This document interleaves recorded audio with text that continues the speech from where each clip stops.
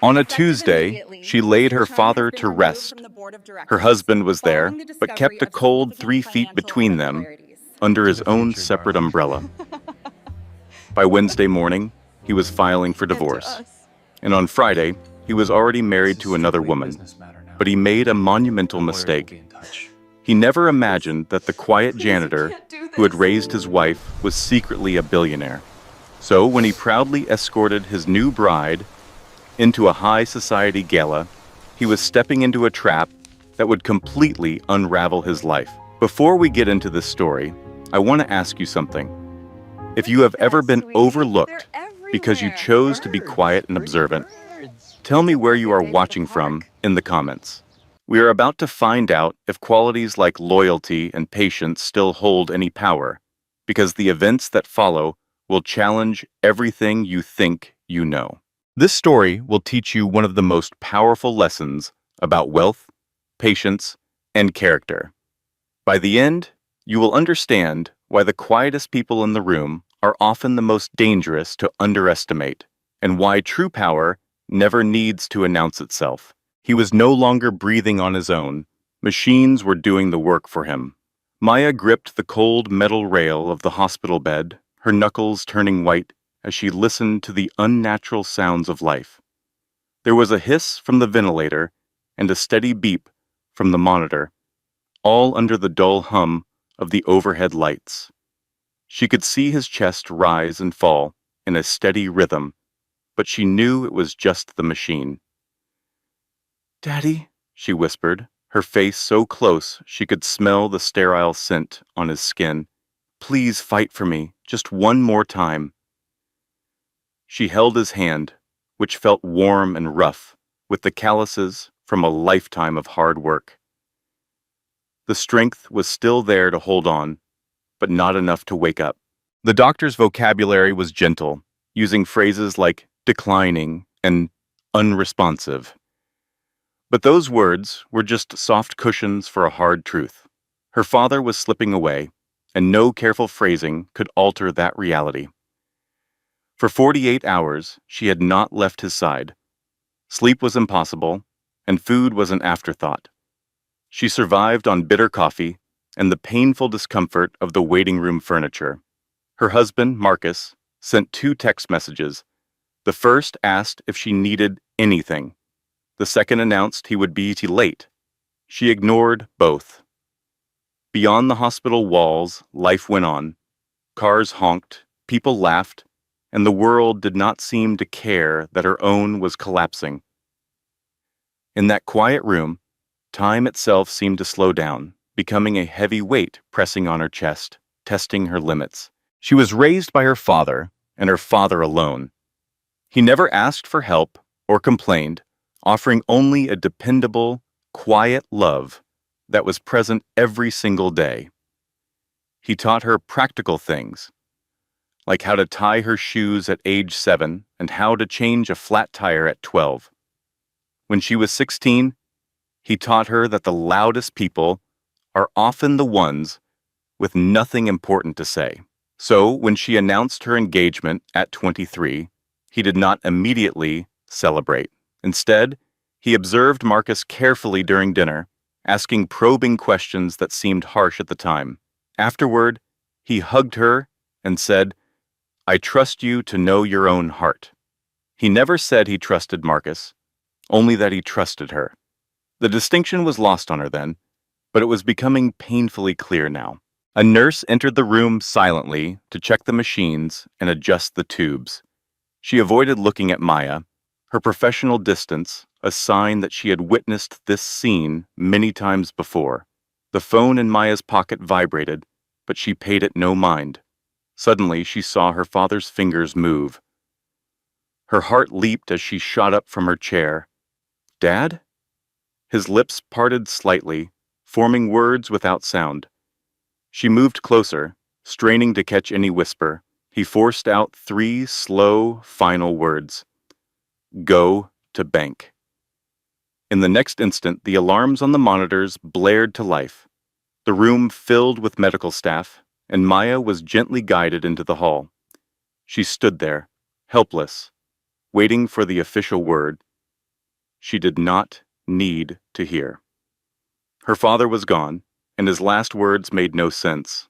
Growing up, Maya assumed all fathers worked 2 jobs. Her father certainly did. She could picture him walking through the door after a long day, exhausted, but always managing a warm smile just for her. She believed all dads were skilled at repairing leaky pipes and telling the best bedtime stories. Because hers was, his life was a routine of work.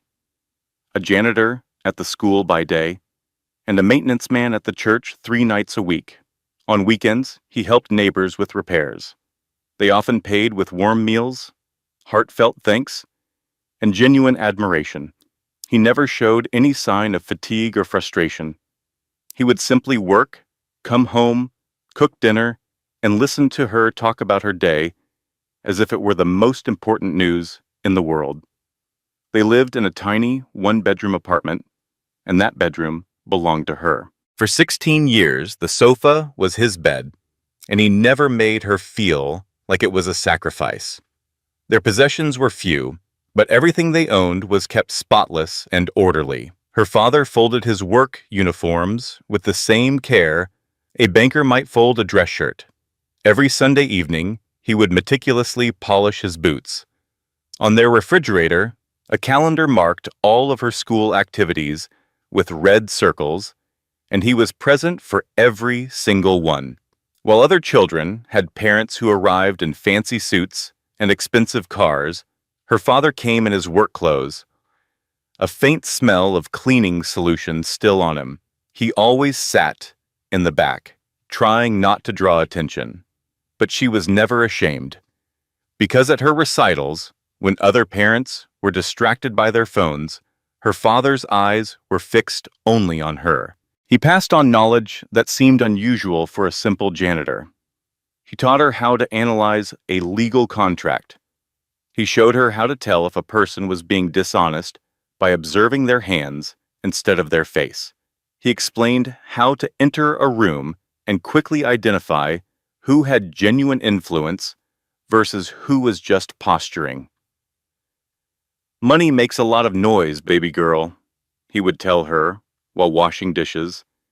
"But a person's true character is a quiet whisper, and the best people are the ones who listen for that whisper." Much of his wisdom was beyond her understanding at the time, but every word stayed with her. The day she received her college acceptance letter, he cried. They were not tears of sorrow, but tears of pure pride that seemed to smooth away the tired lines on his face. "You are going to achieve things I never could," he told her. "You did everything," she replied. He simply shook his head. "No, I made a different choice. There is a distinction." She never pressed him to explain, a decision she now deeply regretted. Looking back, she could see a pattern of oddities that never fit together. His articulate speech, the advanced books he read, the fact that the tellers at their bank always greeted him by name. Her father was not a janitor by circumstance. He was a janitor on purpose, and she was on the verge of learning why. The day of his burial, it rained. It was not a gentle, mournful drizzle. It was a harsh, angry downpour that drenched clothing and turned the soil to mud, as if the heavens themselves were furious. 6 months pregnant, Maya stood by the open grave while Marcus remained next to her, holding his own umbrella. She noticed it immediately, not because she was looking for romance. She noticed because when a strong gust of wind nearly pushed her over, he made no effort to shield her from the rain. He stayed perfectly dry, his attention on his phone.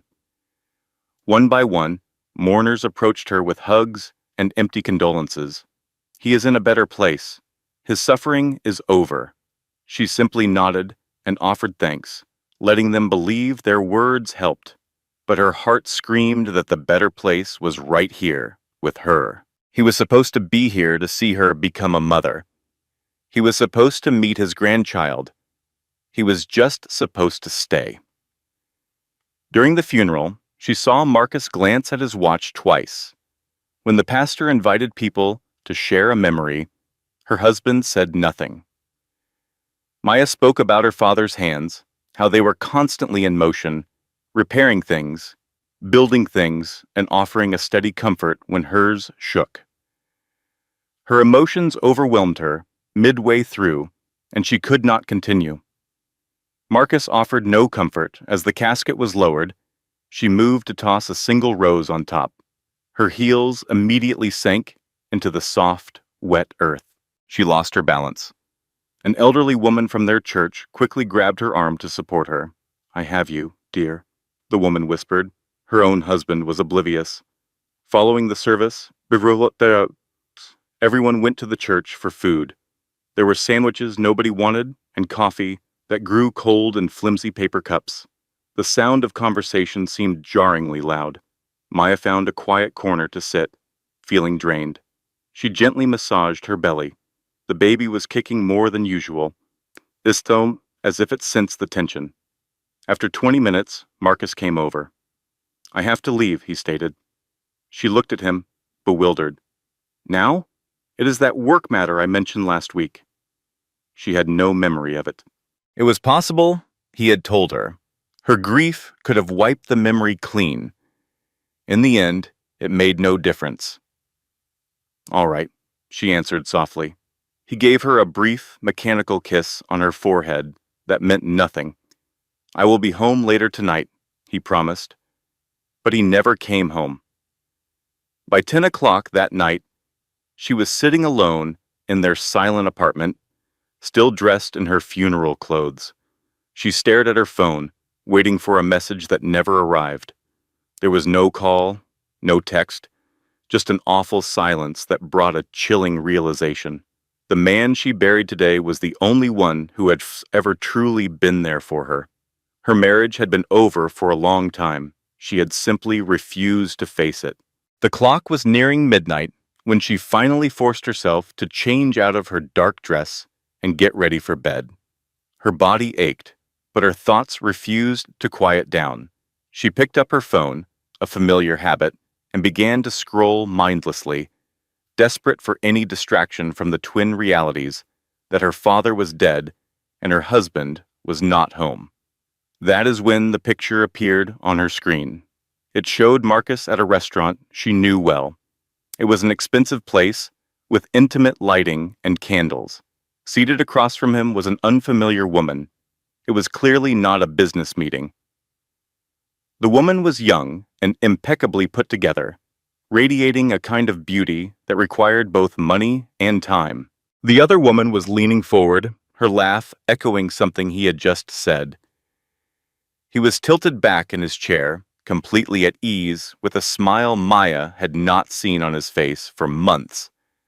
The caption simply read, "New Beginnings," with emojis of clinking glasses and sparkles. The post was only an hour old. Maya stared at her phone screen until the image went blurry. The tears did not come immediately. She just sat there, phone in hand, feeling the frantic beat of her own heart in her throat. Her father had been buried for less than 12 hours, and her husband was already out celebrating a new start. She tapped on the woman's profile. Isabel Chun, a marketing executive with 73,000 followers. Every single picture was a perfect advertisement for a life that Maya knew she could never have. Maya scrolled back, looking at Marcus's recent online activity. He had been liking Isabella's posts for the last 3 months. He left comments that were a little too familiar, a pattern that she had either been too trusting or simply too exhausted to see. Her hands began to tremble, but it was not from sorrow. It was a sharper feeling, like her body was finally acknowledging what her mind had been desperately trying to ignore. She stood up, walked into the bathroom, and held on to the edge of the sink, staring at her own reflection. Pregnant, worn out, and utterly alone, married to a man who did not even have the decency to wait one full day after her father's funeral before taking another woman to dinner. She did not break anything, she did not yell, and she did not call him. She stood perfectly still, breathing slowly, and felt the baby stir inside her. After a moment, she returned to the bed, placed her phone on the nightstand, and simply waited. Marcus finally came home at 2:14 in the morning. She heard the front door open, the sound of his keys hitting the counter, and his footsteps coming down the hall. He did not come in to check on her. He went directly into the guest room. In that moment, Maya understood that their marriage was already over. She just did not realize how much worse things were about to become. He waited until the morning to talk, not out of any sense of kindness, but because cowards prefer to do their dirty work in the daylight. Maya was in the kitchen, looking at a cup of coffee she had no intention of drinking. When Marcus came in, he looked well-rested, freshly showered, and composed, as if he had practiced for this. "We need to talk," he said. She gave no reply, her eyes fixed on him, waiting. He took the seat across from her, folding his hands on the table, as if they were in a business negotiation. "I think it is clear to both of us that this is not working," he began. A pit formed in her stomach, but her expression remained a perfect mask. "I have been unhappy for a long time, and I believe you have been, too. We just refuse to face the truth." A bitter laugh almost escaped her. "We?" As if this decision was mutual, as if she had been the one creating distance between them. "I want a divorce," he stated. The words were flat, final. There was no hesitation, no hint of regret. She felt the baby kick, a sharp, sudden movement, as if even the unborn child sensed the disaster unfolding. "You are serious," she said, her voice barely a whisper. "I am. My father passed away 2 days ago." "I know. I am so sorry for your loss, but that does not change our situation." Our situation, as if their marriage was just some random place they had both accidentally ended up. "I will provide for the baby," he continued, laying out his terms like a contract. "Financially, I will not abandon that responsibility, but as for you and me, we are finished. I have met someone else. Over. Just like that." She stared at him, truly seeing him for the first time. This was the man she had placed her trust in, the man she had chosen, the man who had promised her forever in front of everyone they loved. And here he was, perfectly calm, dismantling her entire world, as if it were just a stack of paperwork. "I have already spoken with a lawyer," he added. "I will have all the documents prepared by the end of the week. You will not have to do much. Just sign." "Just sign," she echoed, the words tasting like ash. "Yes, I am trying to make this process easy for you." Easy. She felt a primal urge to scream, to hurl something across the room. She wanted to demand how he could do this to her, right now, in this way, without even a shred of remorse. But she held back, because in that instant, a piece of her father's wisdom surfaced in her memory. When a person reveals their true character, believe them the first time. Marcus had just shown her exactly who he was, and she believed him. "Okay," she said. He blinked, clearly surprised. He had obviously prepared for a fight. "Okay, yes. If that is what you want, then okay." He stood up, a wave of relief washing over his face. "I truly think this is the best decision for both of us." She offered no response. He walked out of the room, then out of the apartment, leaving her completely alone, 6 months pregnant. It was in that moment of silence that she recalled her father's last instruction. Go to the bank. She grabbed her coat and walked out the door. Have you ever seen someone kicked when they were already down? If you think abandoning a person in their darkest hour is cruel, stick around, because this story of betrayal is about to take a turn that will make you rethink the meaning of family and fortune. The bank did not look like a typical bank. It felt more like a vault for long-held secrets. Maya moved through the lobby, past towering marble pillars and shimmering chandeliers that seemed far too grand for an establishment that served ordinary people. Her sneakers made a faint squeaking sound on the polished floor. She felt completely out of place, as if she was not dressed properly and was not prepared for what was to come. A woman in a perfectly tailored suit approached her before she could even get to the main desk. Miss Richardson? Maya paused. Yes, we have been expecting you. Please, come with me. She had not called to make an appointment, had not notified anyone she was coming, yet somehow they knew. The woman led her past the main counter, through a security door that opened with a key card, and down a corridor that was unnervingly silent. They entered a private, windowless room. A man who appeared to be in his 60s stood up as she came in. He had gray hair, kind eyes, and the type of deep calm that only comes from having seen everything in life at least twice. Mammy, Miss Richardson, he said in a gentle voice, my name is Victor Kane. I was your father's account manager for 32 years. I am deeply sorry for your loss. She could only nod, a lump forming in her throat. He told me to come here. Just before he... She could not bring herself to finish the sentence. Victor motioned toward a chair. He knew that you would. He left very specific instructions. He then placed a small metal box on the table that separated them.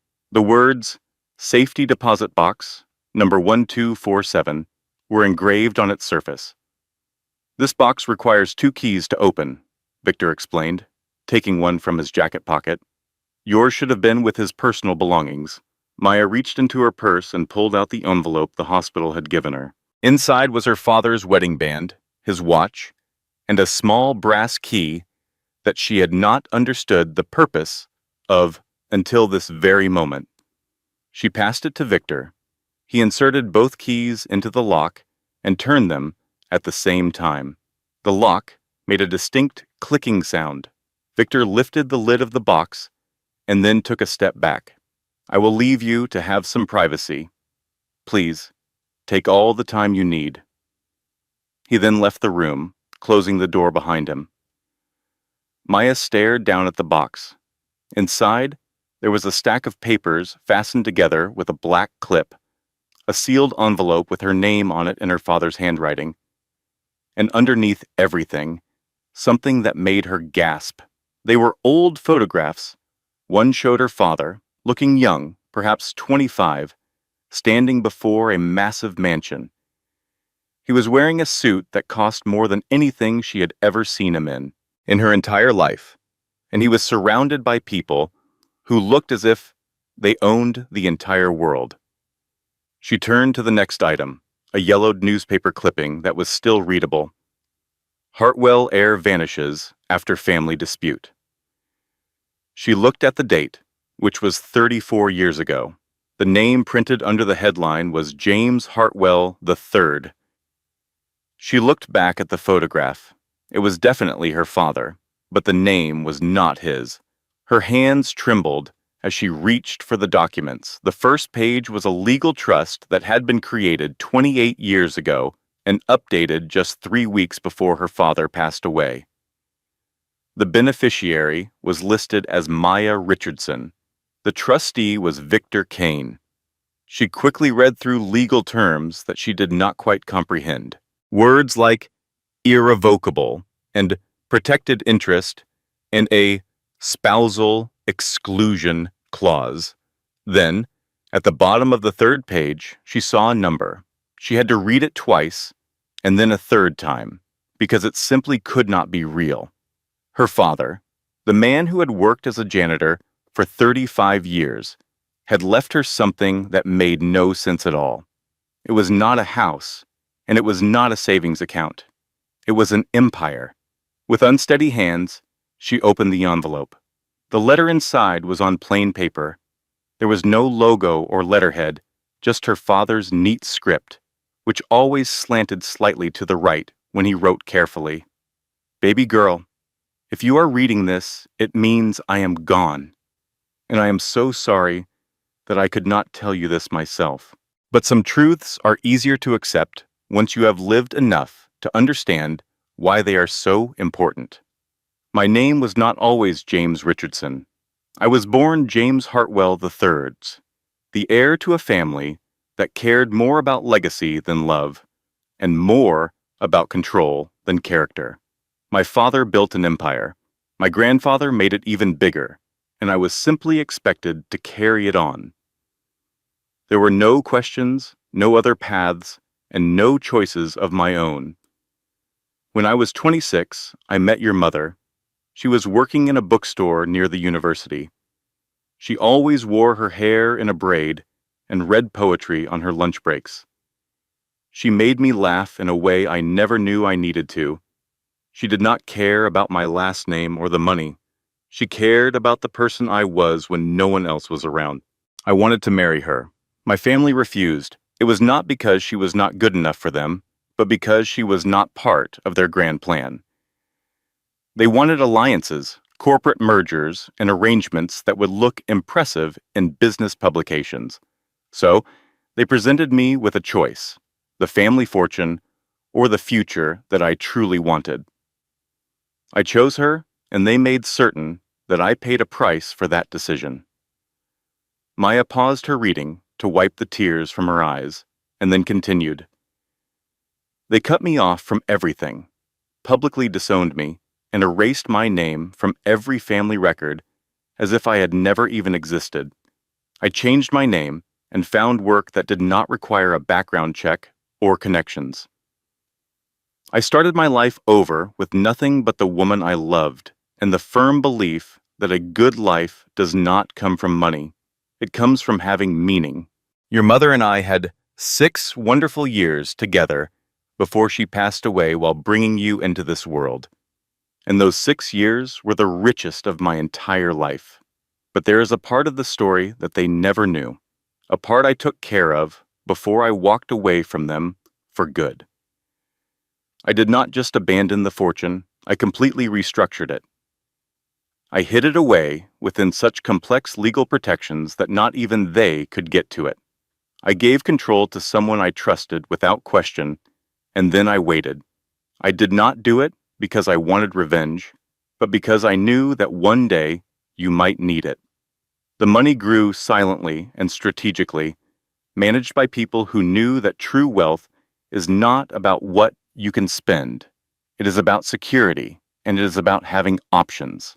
This was my gift to you, the power to defend yourself against the kind of people I left behind. People who only see worth in what they can take from you. I wanted you to grow up free from that poison. I needed you to discover yourself before you discovered what you possessed. I wanted you to fall in love for the right reasons and to forge your character when nobody else was looking.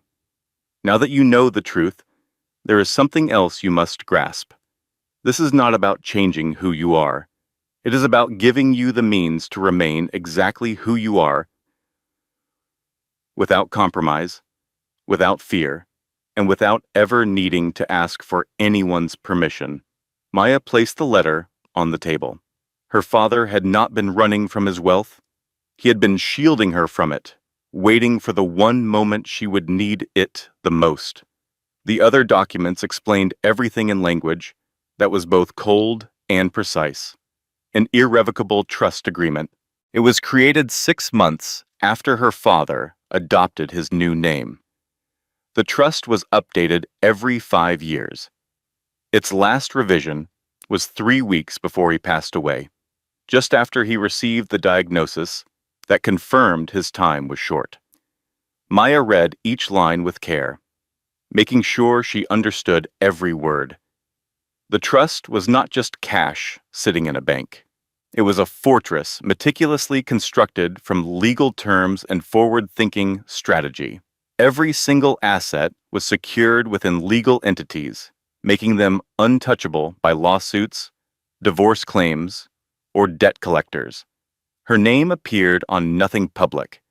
There were no tax records or property deeds that could lead back to her. Victor Kane, the man who presented her with the box, was named as the trustee. He had complete power to manage, invest, and safeguard all of it. However, he could not spend a single cent without her written approval after she reached the age of 25. She had turned 25 3 months earlier. One particular section caught her eye. It was called the Spousal Exclusion Clause. She read it a second time, trying to decipher the complex legal phrasing. And then it clicked. If she ever married, her husband would have absolutely no claim to her assets. Everything was hers, and hers alone, permanently beyond his reach.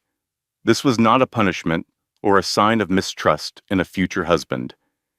It was the ultimate form of protection. Her father had watched too many rich families get destroyed by bitter divorces. He had constructed a firewall around her future that no one could ever penetrate. Not a gold digger, not a persuasive scammer, and not even a good-hearted husband from a marriage that just happened to fail.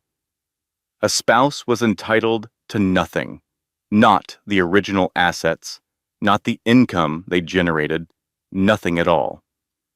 The trust belonged only to her, designed to protect her from anyone who might try to get to it through her. Her father had intentionally written it this way because he anticipated, not Marcus specifically, but the eventual arrival of someone like him, someone who would appear full of a charm and empty promises, only to vanish when life became challenging. The trust was designed to provide her with money whenever she needed it. But once she received those funds, they became her own separate property as defined by state law. Marcus would never be able to touch that money. He could not claim it in a divorce. Not now, not ever. Her father had foreseen this kind of situation. He did not know the exact details, but he recognized the pattern, and he had spent 30 years ensuring that no one could ever wound her the way his own family had tried to wound him. The document contained other rules as well.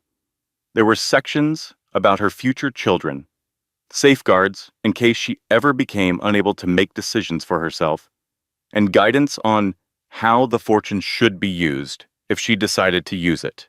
A single phrase was repeated throughout the entire document. The beneficiary maintained sole and absolute discretion. In simple terms, it was all hers to do with as she pleased. No one could dictate how she should spend it, invest it, or give it away, and no one ever had to know it even existed. She thought of Marcus, of the divorce papers he said he would have ready by the end of the week, and how he presented it as if he were doing her a kindness. He was completely clueless. He had no idea who her father truly was. He had no idea about the inheritance she had just received.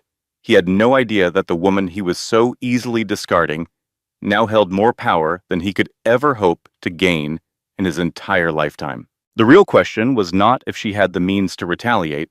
The real question was if she even wanted to. Her father's advice echoed in her thoughts. True power comes from knowing you do not have to use it. But she was not entirely convinced.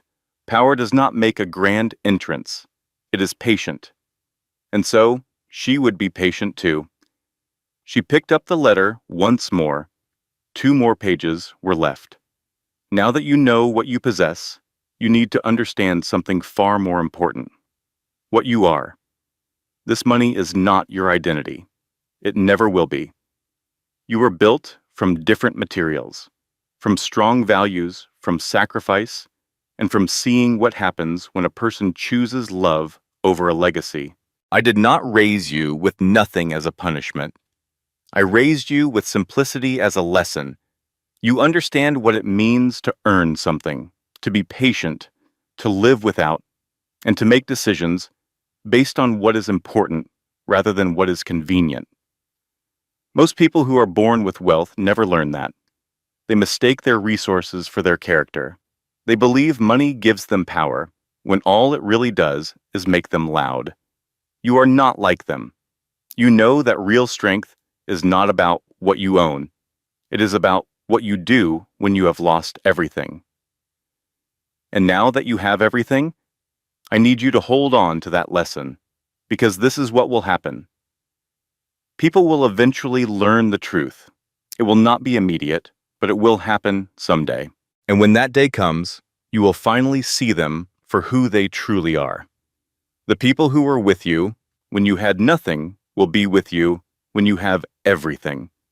The people who abandoned you will try to crawl back into your life, and the people who misjudged you will suddenly want a second chance. Let them, not because you owe them anything, but because watching people reveal their true selves is one of the most priceless educations life can offer. Some will be angry that you kept this from them. Let them feel their anger. You are not required to give anyone access to your life or justifications for your privacy. Some will expect you to change, to become arrogant, wasteful, or entitled. Prove them wrong by continuing to be exactly the person you have always been. And then there will be some who underestimate you completely. They will see your quiet nature as a weakness. They will confuse your kindness with foolishness. They will assume that because you do not flaunt what you have, you must not have anything worth flaunting. Those are the ones to watch. Not because they can harm you financially. You are safe from that now. They are dangerous because they will challenge your character, and your response to them will define the kind of person you become. So, this is my true inheritance to you. Patience. The strength to endure discomfort without reacting. The wisdom to let people believe what they want while you create something they can never take away. The discipline to remain silent when the world expects you to scream. Revenge is simple. Any fool with money can ruin someone's life, but discipline and restraint, the choice to not wield your power even when you have every right to, that is what is truly rare. That is a legacy. I love you, my baby girl. I always have, and I always will. You are going to be more than fine. Dad? Maya folded the letter with steady hands and slid it back inside its envelope. She did not weep. She did not feel a surge of rage. She did not call Marcus to tell him he had just made the biggest mistake of his entire life. She simply sat there, with her hands resting on her belly, feeling her daughter stirring beneath her ribs, and realized her father was correct. Some fights are not worth your energy, because the people who deserve to fail will get there all by themselves. They do not need your help to self-destruct. Victor came back 20 minutes later. He knocked gently on the door before he came in, allowing her a moment to collect herself. "Do you have any questions?" he asked softly. "Just one," Maya said. "How much is there?" He took a seat across from her and produced a single sheet of paper with a summary she could easily follow. It listed stocks, bonds, real estate properties, private equity ventures, and international holdings. The investments were spread across 12 different countries. The assets had been gathered strategically over 34 years. They were managed discreetly, never with flash or recklessness. The total value as of the last financial quarter was $5.2 billion. The number just sat there on the page, a fact her mind refused to accept. She stared at it, read it one more time, and tried to reconcile this figure with the man who raised her in a small one-bedroom apartment and sent her to school with lunches packed in old grocery bags. "That is impossible," she whispered. "That is a conservative estimate," Victor said. "Your father avoided high-risk ventures. He always chose stability over rapid growth. If he had been willing to take more chances, this amount would be considerably larger." She felt a wave of dizziness. "What am I supposed to do with it?" Victor offered a sad but comforting smile. "Anything you want. That is the entire point. You could live on the interest and never spend the original amount. You could give it all away tomorrow. Or you could choose to forget it exists. It belongs to you completely. Does anyone else know about this? Only me. And now you," he confirmed. "Your father made certain of that." She thought of Marcus again. She pictured the divorce he was so eager to finalize, and how he had offered to help support their baby as if he were a saint. He had no idea, and she had no intention of ever telling him. "I want to keep this private," she said with resolve. "Nobody else needs to know." Victor nodded. That is a wise decision. When you are ready, we can arrange for distributions. Until that time, everything will remain exactly as it is. She stood up, shook his hand, and walked out of the bank the same way she had come in, alone, unsure, and grieving, but fundamentally changed. Because she now understood something that Marcus never would. The woman he had abandoned was not broken. She was fortified, and patience, just as her father had taught her, was the most powerful weapon a person could ever possess. 3 weeks after that day, the courthouse photos appeared online. It was Marcus and Isabel, quickly married, making a public display of it, smiling as if they had just won a grand prize. The comments started pouring in immediately. Wow, that was fast. Did his wife not just lose her father? Some people truly have no shame. Maya saw the pictures, felt the familiar sting of betrayal, but she did not reply. She simply carried on with her life. She went to her doctor's appointments. She set up the nursery, and she read her father's letter again and again until she knew every single word by heart. Whenever anyone inquired how she was holding up, she would offer a small smile and give the same answer each time. I am doing just fine. And the truth was, she was. This was not because the sting of his deception did not hurt, but because she understood a lesson Marcus never would. True strength does not perform for a crowd. It simply bides its time. Think about how real power remains silent until the moment it is required. Most people will shout their capabilities from the rooftops the minute they acquire them. The ones who have truly earned that strength, however, know better. Marcus moved quickly. The divorce was pushed through in just 43 days. His new wedding took place 12 days later. Maya put her signature on every document without a single protest. She made no request for financial support. She did not contest the few possessions they had. She accepted what was hers, which in legal terms was practically nothing, and allowed him to leave believing he had acted like a reasonable man. He made one public post about it, a carefully crafted message about embracing the future with grace and choosing his own happiness. The comments poured in, a mix of supportive and disgusted replies. Good for you. Life is too short. You could not even wait 6 months. Her father just passed away. This is exactly why marriage is losing its meaning. Isabel also made a post. It was a photograph of her hand, showing off a brand new ring. The caption read, "When you know, you just know." The internet certainly had opinions, and they were very strong. Maya became the subject of gossip at social gatherings. The pregnant wife whose husband abandoned her. The woman who remained completely silent. The one everyone was watching, just waiting for her to finally crumble. Her husband had left her immediately following her father's funeral. The story was sympathetic, tragic, and a little pathetic. She learned of the chatter through the grapevine. Friends were unsure of what to say. Acquaintances sent her uncomfortable text messages. Complete strangers online debated if Marcus was a monster or simply a man being honest with himself. She never corrected the narrative, never defended her position, and never explained that she was fine. In fact, she was better than fine. She simply kept her focus and remained patient, because her father had taught her a lesson most people never grasp. Public perception is fleeting, but a person's true character is permanent. And in that moment, Marcus was revealing his character to the world. She did not have to utter a single word. By the 7th month of her pregnancy, the public chatter had eventually faded.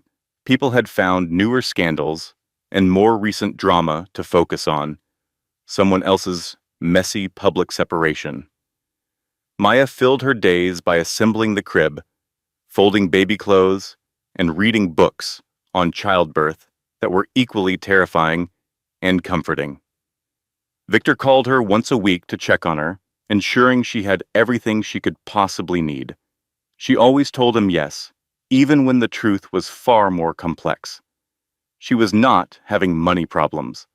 Victor had arranged for a discreet, monthly stipend that easily covered her rent, food, and medical expenses without drawing any attention.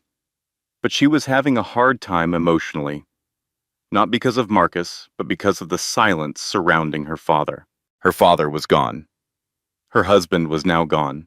And the one person who could have truly understood her situation was a man she would never get to know, the version of her father who had faced the same impossible decision 30 years before. Then, one Tuesday in late September, something showed up in her mail. It was a cream-colored envelope made of thick, expensive paper. Her name was written in beautiful calligraphy, and there was no return address. She opened it with care. Inside, she found an invitation that read, "You are cordially invited to the inaugural event of the Richardson Hartwell Foundation." Her breath hitched in her throat. She had to read it a second time. Richardson Hartwell was her father's birth name, and it was hers as well. The event was set for October 14th. It was a black tie affair at a private location with a limited number of guests. At the very bottom, in smaller letters, it said, "Your presence is requested as the Foundation's primary honoree." She had absolutely no clue what this meant. Victor had never spoken of a foundation. Her father's letter had not mentioned one either. She grabbed her phone and immediately called Victor. He picked up before the second ring. "You received the invitation," he stated. It was not a question. "What is this all about?" It was your father's last endeavor. He spent 2 years planning it before his illness. I have been carrying out his wishes since he passed. It is time. Time for what? Victor paused for a moment before he said softly, "It is time for everyone to know who you truly are." Her pulse raced. "I never agreed to any of this. You are not required to do anything that makes you uncomfortable, but the event is definitely happening, and the guest list is already set." "Who is on the list?" There was another silence.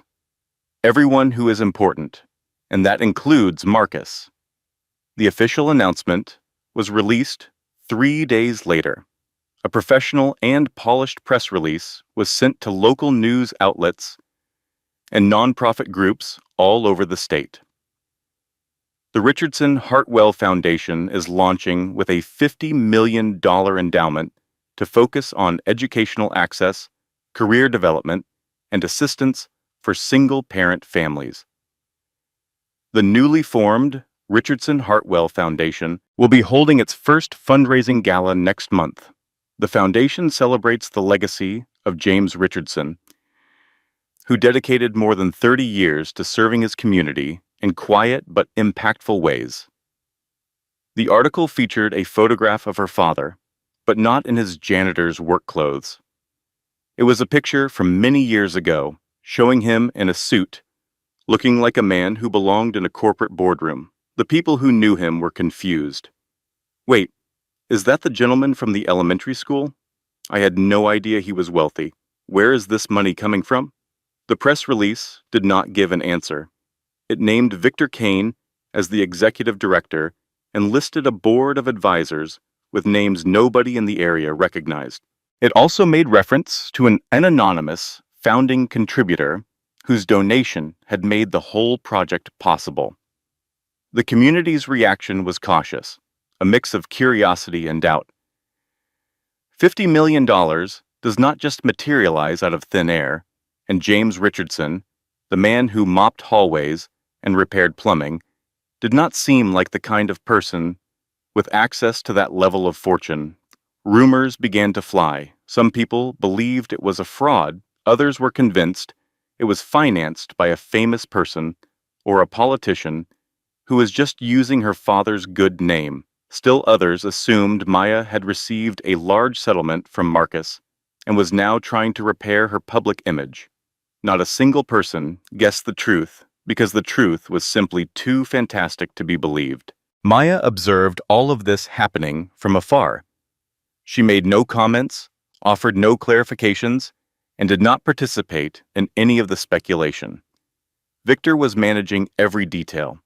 He handled all press inquiries, event planning, and vendor agreements. The only thing she needed to do was be there, but the guest list weighed heavily on her mind. Victor had sent it to her in an encrypted email. There were 200 names, including donors, community figures, and local officials, people her father had known throughout his life. And there, near the end of the list, was the entry, Marcus Chun +1. Her stomach dropped. "Why is he on this list?" she asked Victor on the phone. "Your father specifically asked for him to be there." "What?" "He left behind a list of instructions. Precise names. Marcus was one of them." "That makes absolutely no sense. Dad passed away before Marcus even asked for a divorce." "Your father was a very good judge of character," Victor explained with care. "He had a way of seeing things before they unfolded." She let that sink in, trying to make sense of it. Her father had known. Maybe he did not know the specifics, but he knew it was a possibility.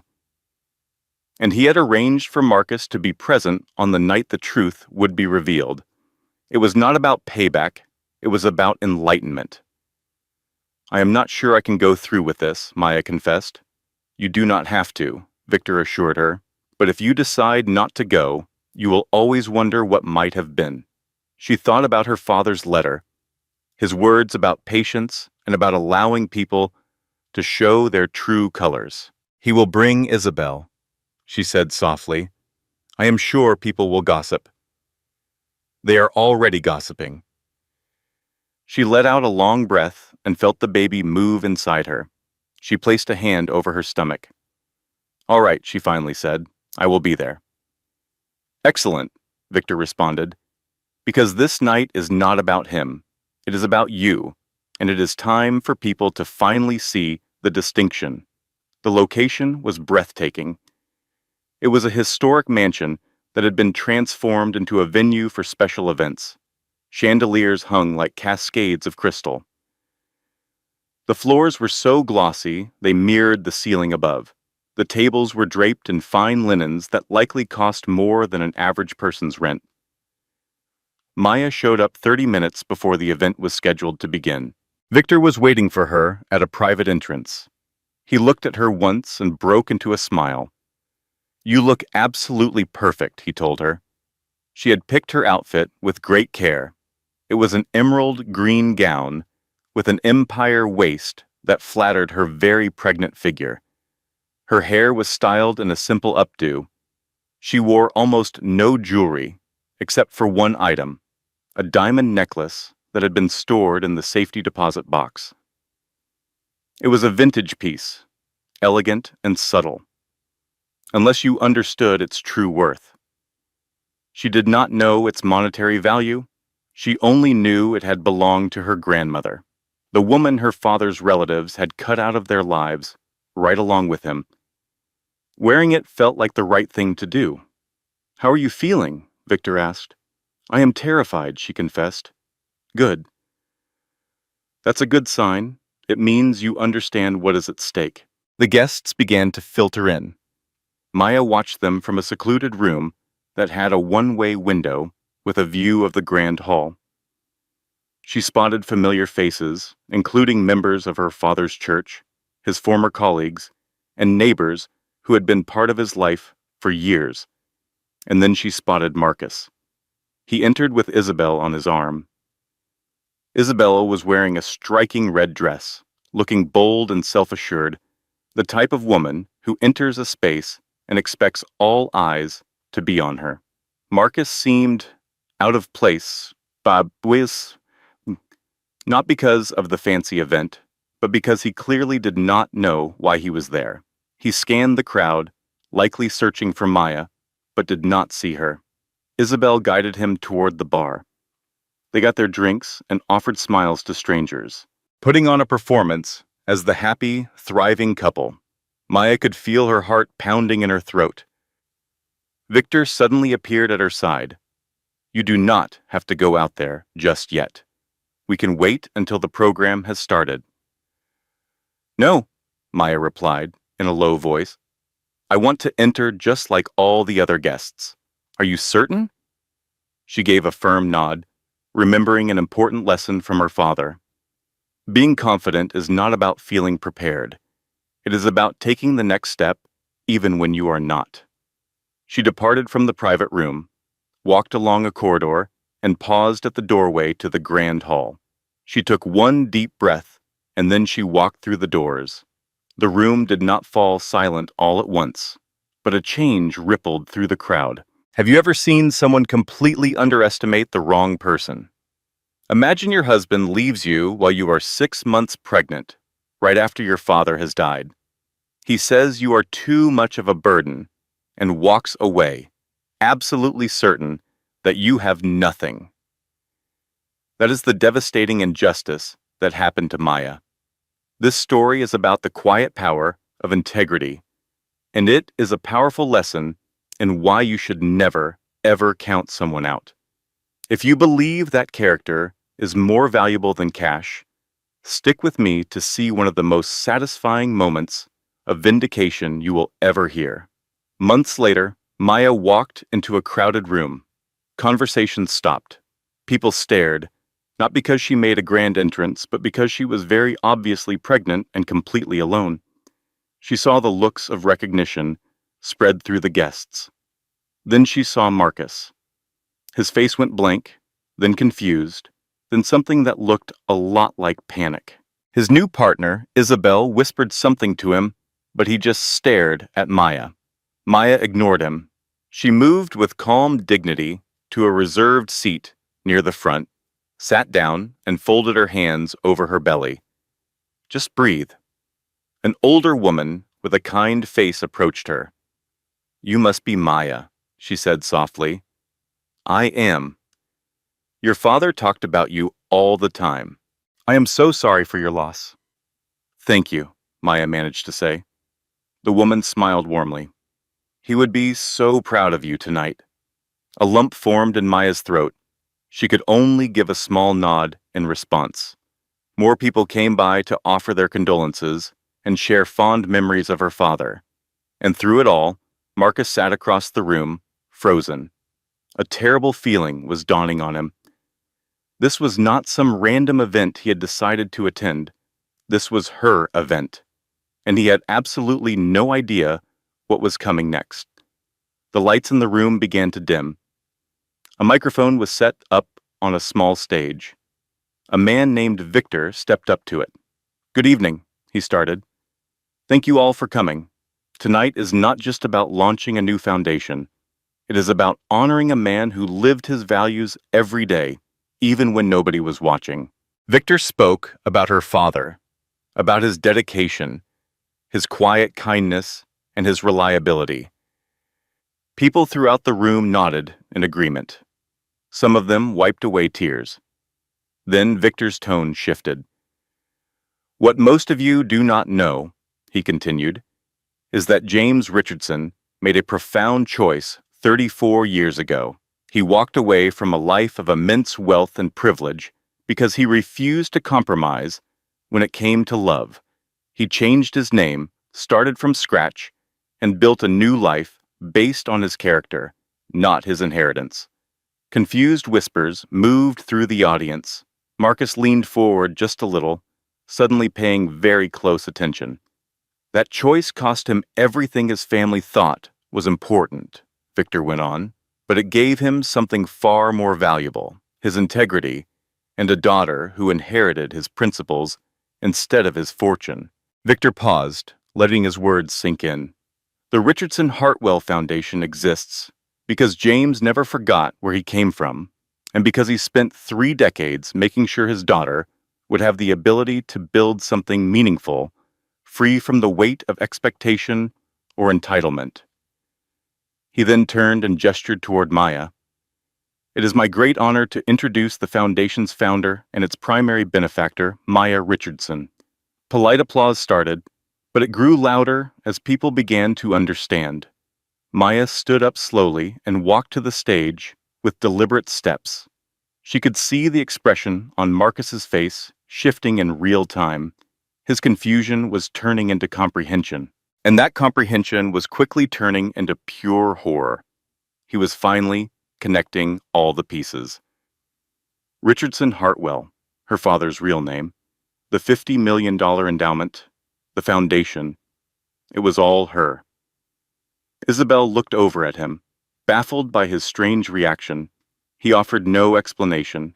He just sat there, watching the woman he had abandoned. The woman who was 6 months pregnant, grieving, and who he thought was broken. He watched her walk onto a stage in front of 200 people who now understood the truth.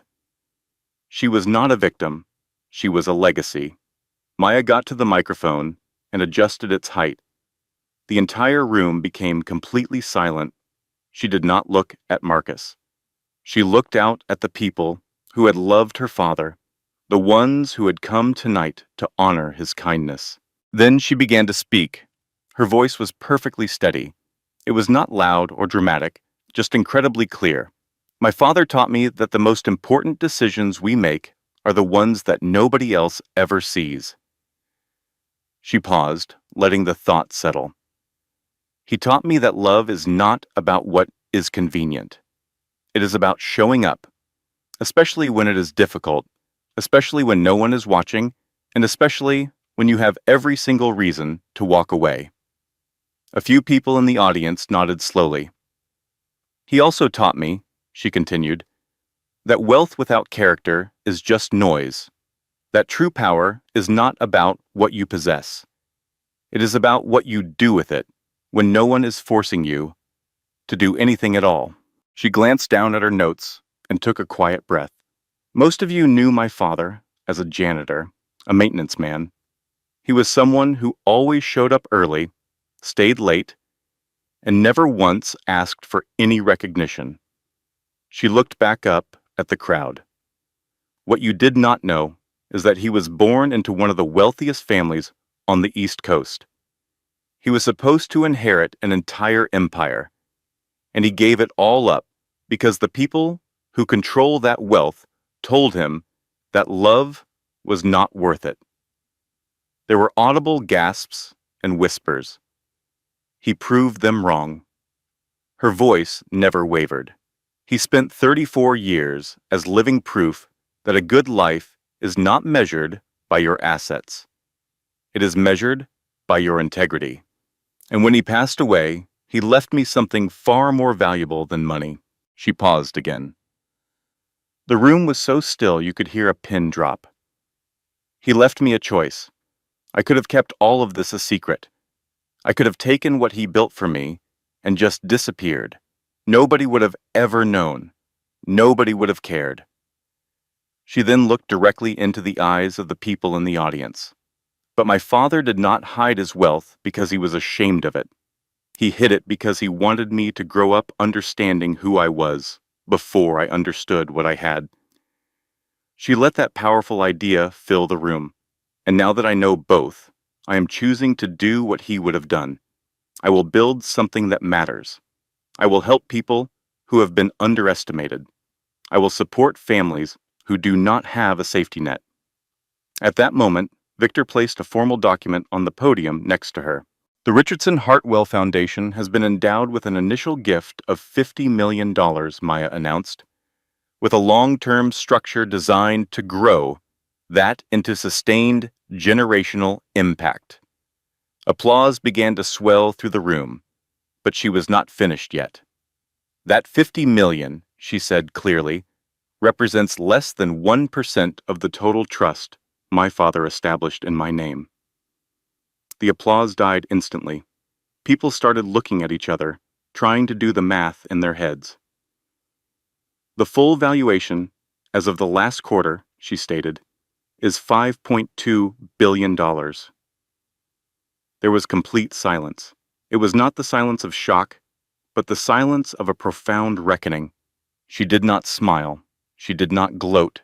She just stated it as the simple fact it was. I am not telling you this to impress you, she said.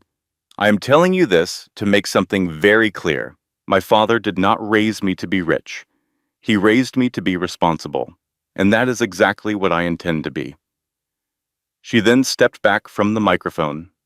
The applause that came next was not just polite, it was thunderous.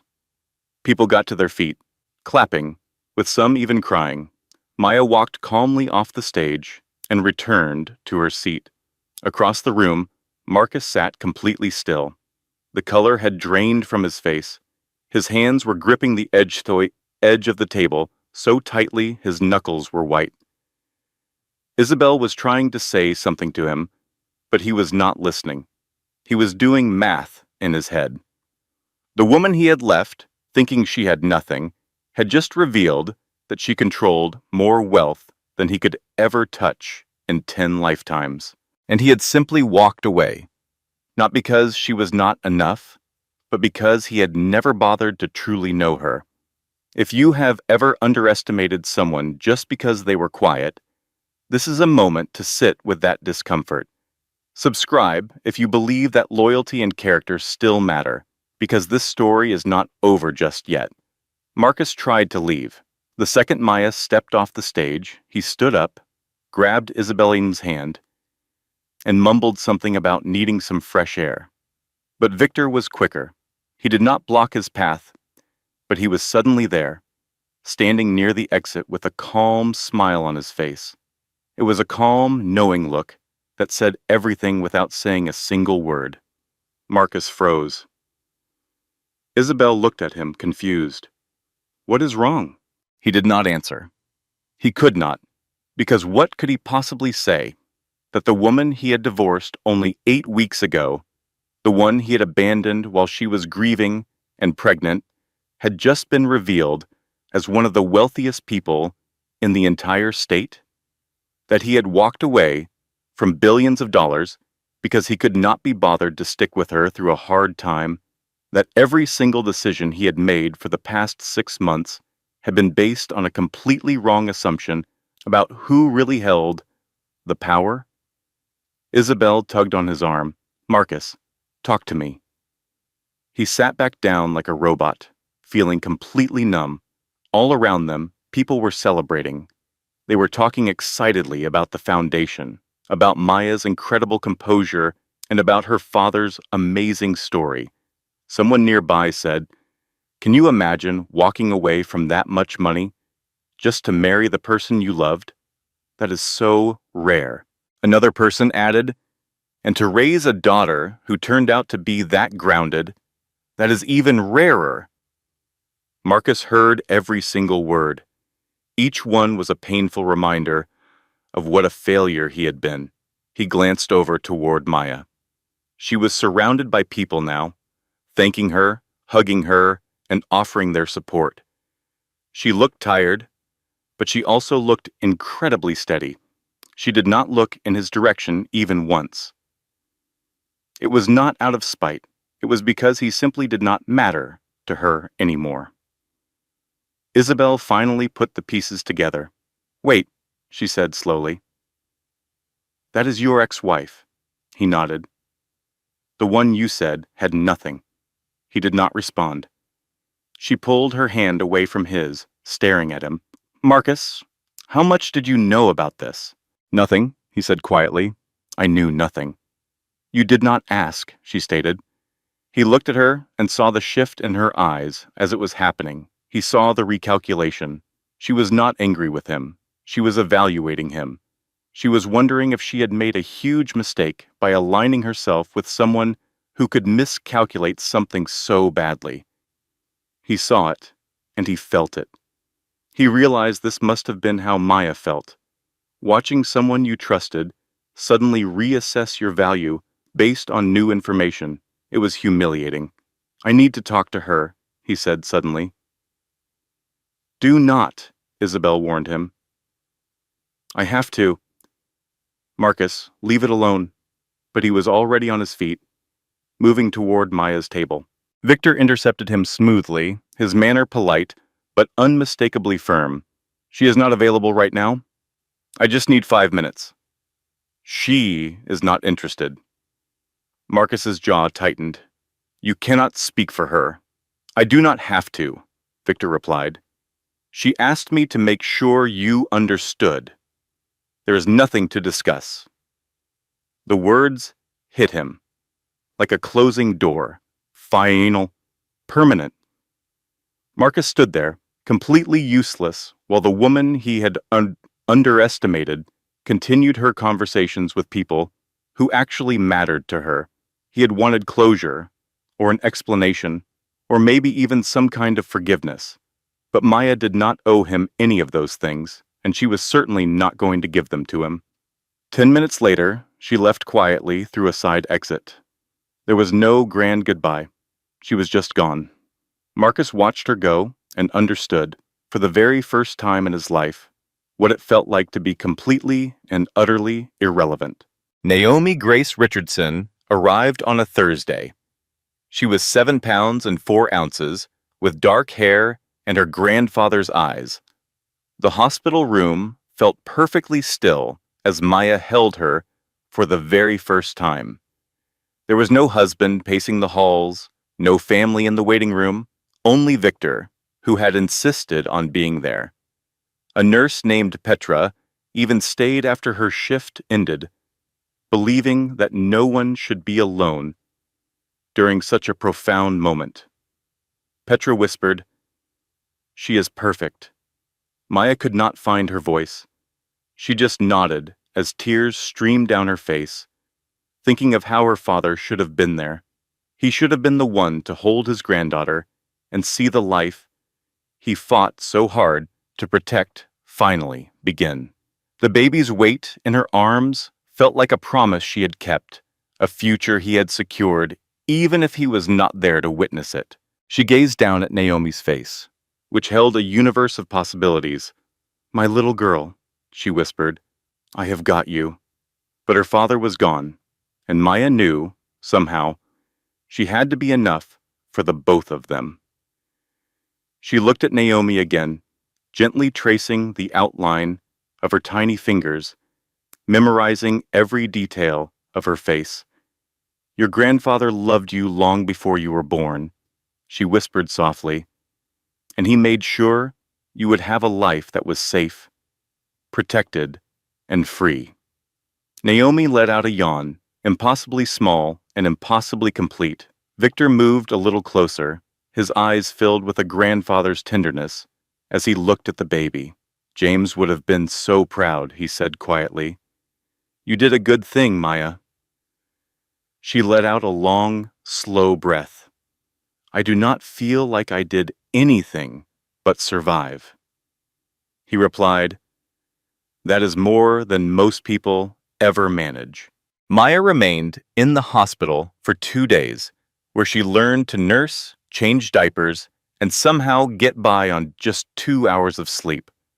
Marcus sent flowers, a generic bouquet with a simple card that read, "Congratulations. Wishing you both well." She threw them in the trash, not because she was angry, but because the gesture was meaningless. It was an empty act from a man who had already made it clear how distant he wanted to be. Around that same time, Isabel posted a picture on social media. It showed her and Marcus at brunch, both of them smiling. The caption read, "Choosing joy every day." Maya did not even bother to read the comments. She had more important things to concentrate on. When she finally brought Naomi home, the apartment felt completely different. It seemed smaller and quieter, yet it was filled with a presence that had not been there before. She placed the bassinet beside her bed and hung the mobile her father had purchased months before he fell ill. He had carved the wooden animals himself during late nights when he could not sleep. She had discovered them in his apartment after he passed away, wrapped with care and attached to a note that said, "For when she arrives." Now, those animals dangled above his granddaughter, turning slowly and casting gentle shadows on the wall. Maya sat in the rocking chair, holding Naomi tightly. She sang the same song her father used to sing to her as a child, whenever she had trouble sleeping. And for the first time since he was gone, she felt something that resembled peace. It was not because the sadness had disappeared, but because she was finally starting to grasp what he had been trying to show her all those years. A legacy is not about the things you leave behind. It is about the people you raise to carry on. The foundation expanded more quickly than anyone had anticipated. In just 6 months, they had provided scholarships for 40 students, launched a center for workforce training, and formed partnerships with 3 local nonprofits to offer emergency aid to single parents dealing with eviction or medical bills. Maya managed it all without fanfare. There were no press tours, no ribbon-cutting events, and no speeches unless they were absolutely required. She simply showed up, made the important decisions, signed the checks that changed people's lives, and then went home to be with her daughter. People began to know who she was, not as some kind of celebrity, but as a person who genuinely made a difference. A woman once came up to her in a grocery store. She was in her late 30s, and her eyes were filled with tears. "You paid for my son's tuition," she said, her voice trembling. "I do not know if you remember him, but he is the first one in our family to ever go to college. And it happened because of you." Maya gave her a gentle smile. "It happened because of your son. He earned it." The woman insisted, "No, it is because someone believed he was worth the investment. Thank you." Moments like that became a regular occurrence. There were letters, emails, and chance meetings with people whose entire lives had been altered because the foundation was there to help. Maya saved every single letter. She would read them on difficult days when she started to doubt if any of it truly made a difference. It did. Not because of the money itself, but because of what the money allowed to happen. Her father had been correct. Wealth without a clear purpose is just meaningless noise. But wealth that is used with intention, that is how you build a legacy. By the time Naomi celebrated her first birthday, the foundation had reached into 3 different counties. Victor was in charge of operations. Maya was in charge of the vision. And after a while, people stopped wondering where the money came from. They were just grateful that it was always there when needed. Marcus would hear about her work from time to time through mutual friends, on social media, and by seeing Maya's name appear in circles that made him feel uneasy. He tried to make a donation one time, a check for $5,000. He sent it by mail directly to the foundation's office. Victor mailed it right back to him. There was no letter of explanation, just the uncashed check and a note with a single word: declined. Marcus never made another attempt. Isabel left him 14 months after the gala. It was not a dramatic breakup, but a practical one. She had come to understand what Maya had figured out long ago. Marcus was the type of man who would trade up when he thought he had found something better, and then trade down the instant he realized he had made a mistake. She had no interest in being the next person he would underestimate. The divorce was handled quickly and quietly. Hardly anyone even took notice, because by that point, Marcus had become exactly what Maya predicted he would be: irrelevant. It was not because she had set out to destroy him, but simply because she had moved on with her life without him. And by doing that, she had turned him into a mere footnote in a story that was never really about him in the first place. Marcus saw Naomi one time completely by chance.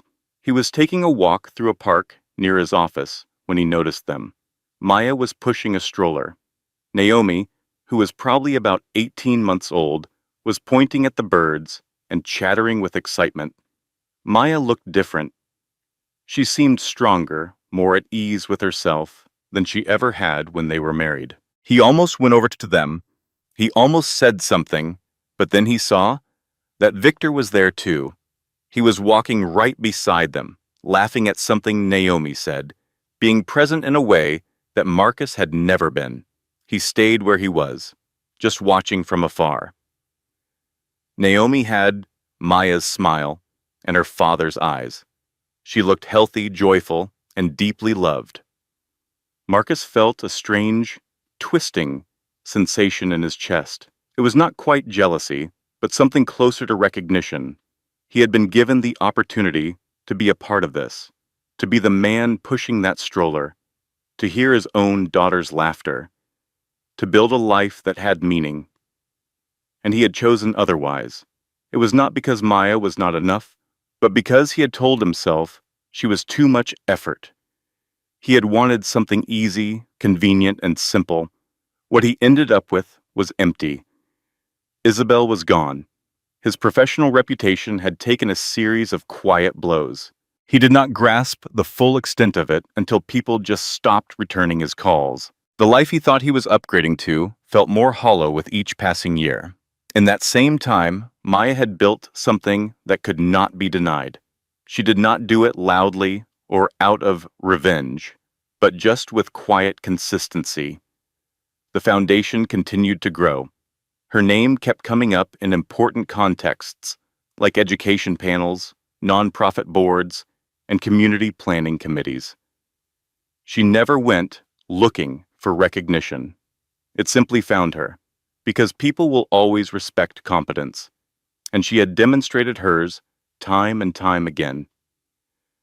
Marcus, on the other hand, had stalled. His career hit a plateau. His relationships never went beyond the surface. His life felt more like a performance he was putting on rather than something he was actually living. He would sometimes think about getting in touch, about sending an apology, about trying to make her understand. But what could he possibly say?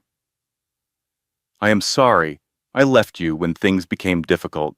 I am sorry that I did not recognize your true value.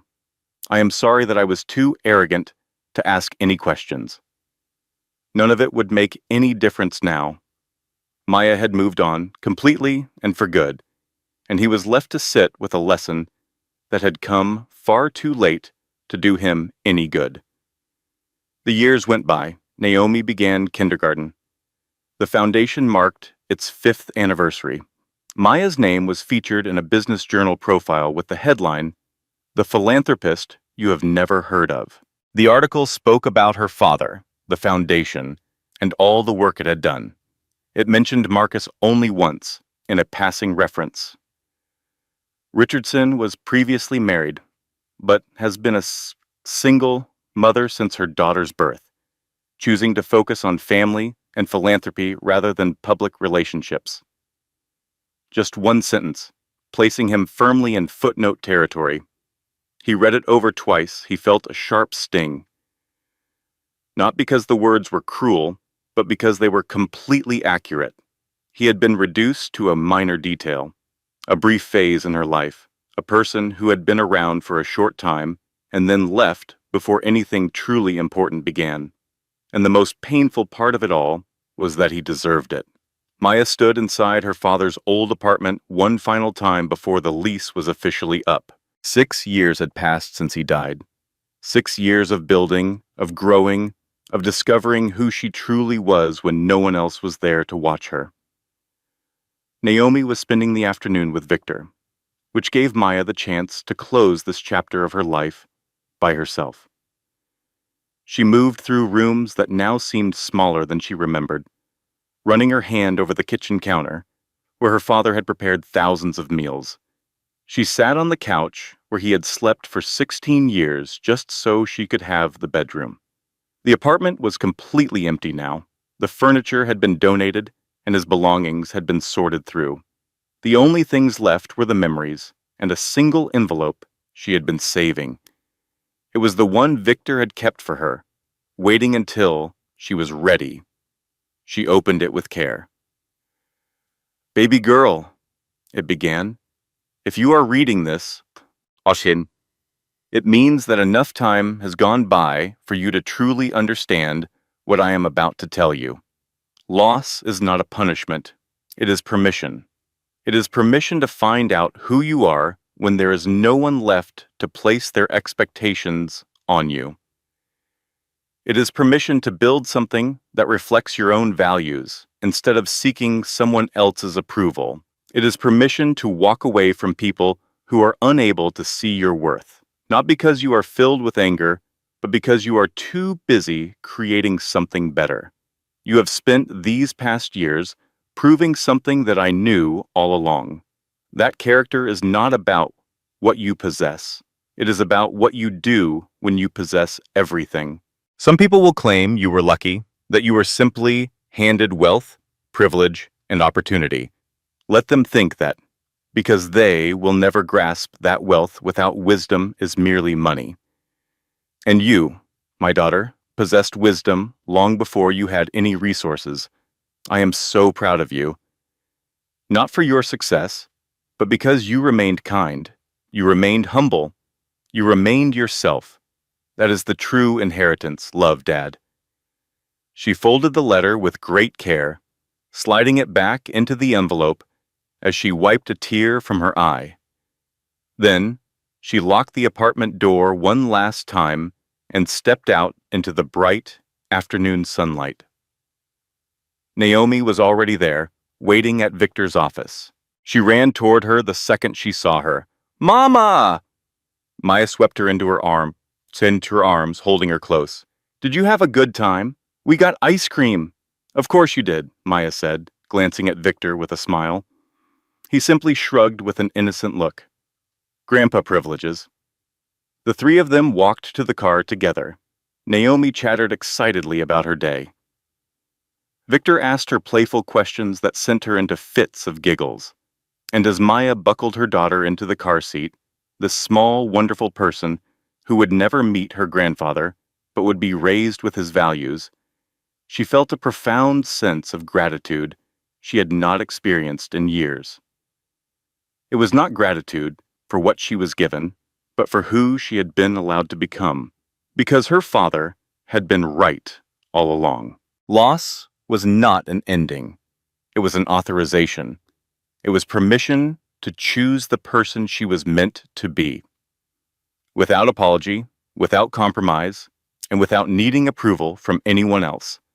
And she had chosen very well. If this story made you think about loyalty, patience, or responsibility, subscribing means you are choosing content that helps you grow, not just pass the time. Do not just watch. Learn from it. Hello there, and thank you for watching all the way to the end. We are so grateful for your support. If you found this story meaningful, please remember to like the video, subscribe to our channel, and leave a comment below. We are always excited to read your thoughts. And here is some good news. The story does not have to end here. Click on the video that is appearing on your screen right now to jump into another captivating story. Believe me, it is one you do not want to miss. Thank you again for being a cherished member of our amazing community. Until our next story, stay curious and continue to explore the narratives that truly move you.